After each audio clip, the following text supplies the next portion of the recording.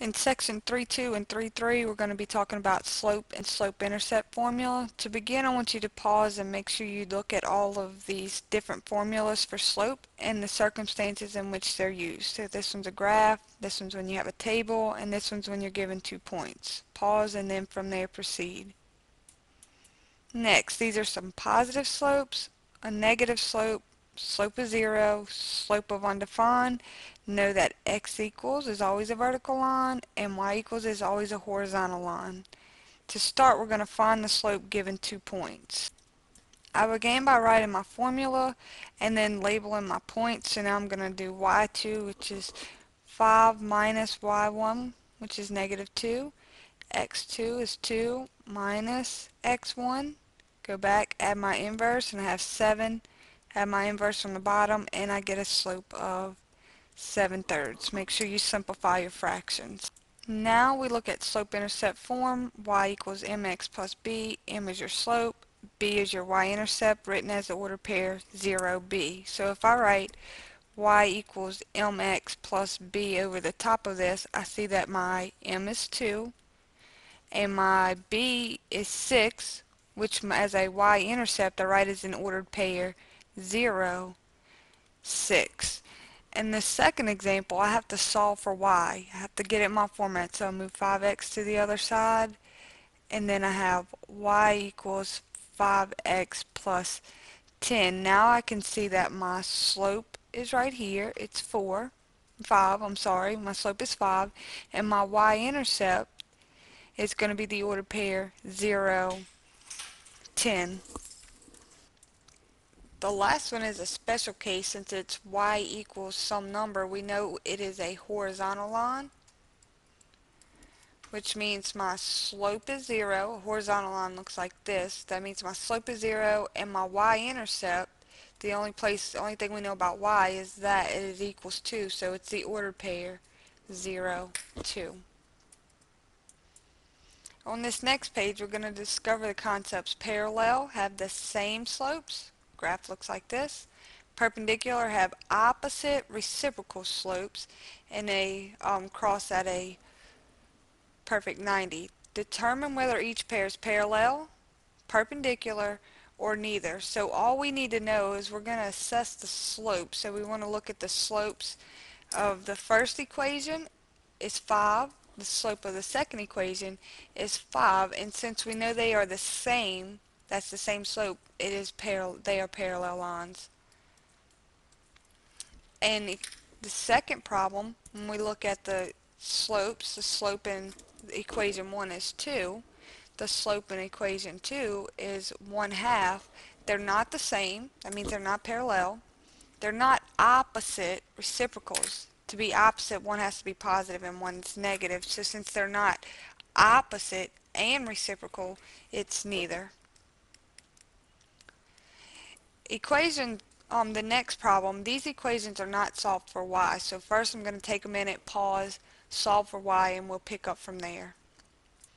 Okay, the blue equation is equation 1. I solved it for y. The slope is 2. The second equation is the one in red. Once I solved it for y, the slope is negative 1/2. They're not the same, so they're not parallel. They are opposite, one positive and one negative, and they are the reciprocals. The flat fractions are flipped. So these two equations are perpendicular.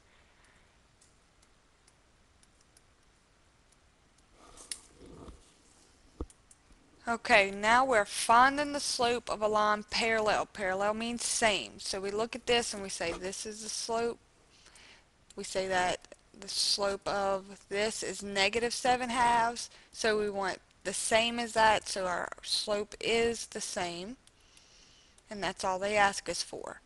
In the next equation, they ask us for perpendicular. But first thing we have to do is solve for y. So we're going to stop and solve for y. Now that we have solved for y, we have this equation right here in slope-intercept form. My slope is 3/4. Now I want perpendicular, which means opposite reciprocal. Opposite of a positive is a negative, and the reciprocal of 3/4 is 4/3. So the perpendicular slope that we're looking for is negative 4/3. And we're going to finish by graphing. It says graph the line to the point 3.5. So we start at the point 3. 1, 2, 3, 4, 5. 3, 5, which is here. And then we rise over run for our slope. Rise over run. Our slope is negative 1/3. And that means to go down 1, right 3. Down 1, right 3. So from my point here, I go down 1, right 1, 2, 3, and then we graph a line through that. On graph 2, y equals negative 2x plus 3.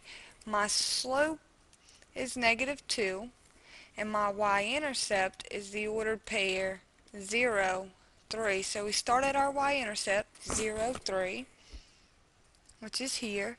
And then we go, make this a fraction, down 2, right 1. Down 2, right 1. So start here and go down 2, right 1. Down 2, right 1. And then we